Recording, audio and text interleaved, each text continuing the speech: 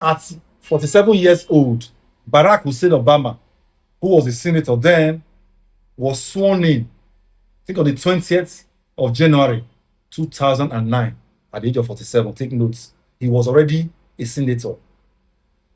I read a column. The person said, if Barack Hussein Obama was born in Nigeria or anywhere in Africa, at that age, he would have been a bus driver. Maybe because of financial constraint, he would have been legally married. Maybe he would have had up to 3 to 4 baby daddies, the way most bus drivers, taxi drivers are doing in Nigeria. Maybe at that age, he would have been a member of NUROT, fighting for one chairman to become the NUROT chairman, maybe shooting guns, a house. These persons that are doing this in Nigeria, government of Nigeria, both states and federal, they hold them dear because they use them to ring election. Government of Nigeria, both states, federal, they empower illegality, impunity. It was in Lagos some years ago. Persons were caught on camera, unaliving another during the election with gun, a video showing that any NURT member, they were fighting each other with guns during their election. And before you know what is happening, they said, governor has settled them. No arrest was made. This is the level of impunity in Nigeria, in our society today. And this age, this 47 years old, this 50 years old, this 46 years old, most of them, they are graduates. They graduated from university. They are riding keke nape. They are the tricycle. They are riding the bus, Korope bus. They are riding, depending on the state, they are bus drivers. You hear them, some are in another category. They are not riding anything, they are not doing anything. They are escortists in university. Now they graduated, they are not doing anything. They dress well. They always shout on the House of Assembly member, Honorable, do something for the boys. Honorable, we did for you. They are always hired. They are always ready for hire, to be hired to the highest bidder. These same people, there is a usefulness for them in the society. The governor, House of Assembly member, the senator, they value them, they hold them dear to the extent that they have personal numbers. These are the people, the governors, the senators, and all the rest, they are using for their election every 4 years in Nigeria. And these same people, a lot of them are in courts. They are court members. At the same time, you will hear the state governor coming to say to camera, we are against kidnapping. Anybody that is caught in kidnapping, we will demolish his house. Example, Mode Bewolo of Edo State. The same Mode Bewolo. Today, he has increased the debt rate of Edo State from 12th, 13th position. He has brought it down to 6th position. The same moment, Bewolo is telling everybody, Asiwaju, my father. Bola Ahmed Tinubu, my father. I think he's the only governor in Nigeria that is calling Bola Ahmed Tinubu my father, my father. He's the same governor that announced to come on camera, if you don't wear Bola Ahmed Tinubu's cap, you'll not be allowed into the government house. A governor threatening civil servant that if they don't wear his own cabinet, that if they don't wear Asiwaju cap to meetings, they will not be allowed in. This same governor, we watched them on video. When Bola Ahmed Tinubu came to Edo State, he asked, do you want me to give you Edo State?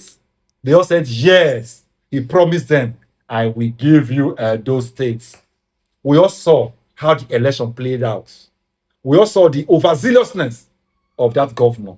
If you look at the man, his personality, when he was not able to read budgets, a lot of things about him, you see that the man he's becoming now, he was not like this before. The worst of it all, look at the debt profile of Edo State. This all I'll be sharing is my opinion. Then look at a confirmation of what I'm telling you. How courtists that are at the same time supporting the governor, they are at the same time the PA, they are playing different role in the government. The state governor is against courtesan, whereas they are already in his cabinet. They help him to run different elections. There's no way an average governor in Edo State, in late Nigeria, can remove himself from courtesan. They even introduce the capone of each court group to you as you are contesting for governorship position, senator, House of Rep member, House of Assembly member, states. But when they get there, in their psychophancy, pretending to the people, we are against kidnapping, we are against this, we are against that. You hear the profile, the depth profile of Edo State governor presently. Edo State's domestic debt has risen sharply under Governor Monday Pueblo, climbing from 113 billion naira at the end of 2024 to 172.37 billion naira by March 2026. So take note, 113 all the way to 172.37 billion naira, not million, billion naira by March 2026. And Edo has now moved to 12th, from 12th rather to 6th among Nigeria's most indebted states. Take note, Edo was at number 12. Now Edo has moved to 6th among Nigeria's most indebted states, according to the latest data from the DMO, the Debt Management Office. We were also told that the federal allocation is now bigger, fatter, heavier than before, because the money saved from subsidy has been spread across all the 36 states, and all governors have more money. So people of Edo are asking. So the same way Tinubu has borrowed and borrowed and borrowed, he is the borrower general of Nigeria. The same way the governors are borrowing and borrowing. Example, Edo State governor, as you can see. Just the same way Bola Ahmed Tinubu, who is the president, is boastful of, we have met our revenue targets. And at the same time, he is the borrower-in-chief at the federal level. So also, these state governors who are receiving more allocation now, so courtesy of removal of subsidy, the governors have been enriched more now. As you can see how Edo State governor, in the midst of more money, he's saying it by himself that Asiwaju is now giving him more money, giving the state more money. At the same time, he's borrowing more. Can't you see, like father, like son? He calls Bola Ahmed Tinubu my father, like son. But the victim of them all are the citizens of Nigeria, the persons who are living in Edo State. They are the victim. And these same victims, they are the ones shouting, the governor, Akpako Miza, that's the name they call the governor. They are shouting his praises because he did a crossover at Ramat Park. That's what they are praising. Almost average Edo like now are praising him. My point is this. How much was budgeted for that flyover? People don't care. How much was in the contract that was padded? How much was padded into that contract that was awarded? People don't care. The same way it is happening in the states, the same way it's happening in the federal level. Nigerians are just docile. Nigerians are unconcerned. We have become praise singer. We don't care what is happening around us. But for the few that cares, the ones that don't care are used against the few that care. The ones that care are not seen as rebels. Why the ones that don't care, they are now the loyalists. Can you see the society we have found ourselves? The only one person that I see can bring the change that I desire, that you desire, is Peter Obi. I say it with all boldness. Nothing has been found on him. Nothing can be found on him. Up to today, no EFCC, no arrest from anywhere. I don't want to make this video long. Edo States, Nigerians, Lagosians, all Nigerians, we need to wake up. We need to hold our government accountable. We need to purge ourselves from all this nonsense. These things that are not helping us. We need to move away from it. We cannot allow something that is bad to continue to be bad and think things will get better just because you are benefiting. Recently, I saw a lot of videos on the social media, persons calling out Edo State governors, Edo citizens calling out Edo State governor. Modukbewolo, our road is bad. Modukbewolo, this one is bad. This same Modukbewolo went to Osun State to go and campaign for their APC candidates. From there, since then, the Okpebolo and Davido, they've been into banter. Davido is giving Boza to Modukbewolo. Okpebolo is giving it back to Davido. And this same Modukbewolo, governor of Edo State, citizens, people of that state, they are calling him out. Modukbewolo, what are you doing in Osun State? We cannot, our roads are not passable. Our roads are not motorable. Why are you talking about the governor that is dancing? Why are you talking about governor that is dancing before you sign any this thing? Why did you not sign your own so that we will have road? Why are you not signing contract so that we will have road? So I watched this on television recently, and I was like, wow. The surprising part of all was the new appointments, the approved appointment by the governor. The governor already made his appointments, but the new one now is he has approved the appointment of 4,800 senior special assistants. Special assistants. 4,800 special assistants. Can you imagine? And in case you don't know, this is very political. They've impoverished these people, these young people. Some of them are in their 40s, in their 50s, who don't have anything doing.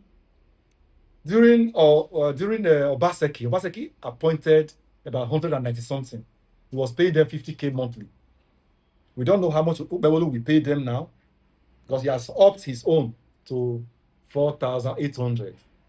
And from what I'm hearing, they said Wike, Nyesom Wike of Rivers, former governor of Rivers State, did the same thing. And Mondo Ubewolu is following the footprints of Nyesom Wike state capture. This is what Nyesom Wike is using to hold, to capture the local government and the ward in Rivers State. And lest I forget, these 4,800 special assistants, they will be 25 each. 25 of these, 25 each from each ward. Each ward, they will be these special assistants, they will be 25 from each ward. When you put the whole ward in Edo State together, that's how he arrived at 4,800 special assistants for the next election. Remember, this is the same governor that promised Bola Ahmed Tinubu that he's going to give him 2 million votes, I mean 2.5 million votes. Whereas the voting population of Edo State, they are not up to 2.5 million. The voting population of Edo State, not the registered voters, the ones that comes out to vote at every cycle or every election cycle. There's never a time they will tell you this candidate scored 1.2 million votes. It is always less than a million. But the same governor is promising Bola Ahmed Tinubu is going to give him 2.5 million votes. So the essence of this video is how we have allowed politicians to useless the supposed citizens who they are supposed to be representing. Politicians are supposed to represent us, but they are not using us. And not only they are using us, we are happy over it. We are glad about it. Imagine Obaseki giving 190 something people 50,000 monthly. You know what those people will be doing? Among them that have phones, they will be singing the praises of Obaseki.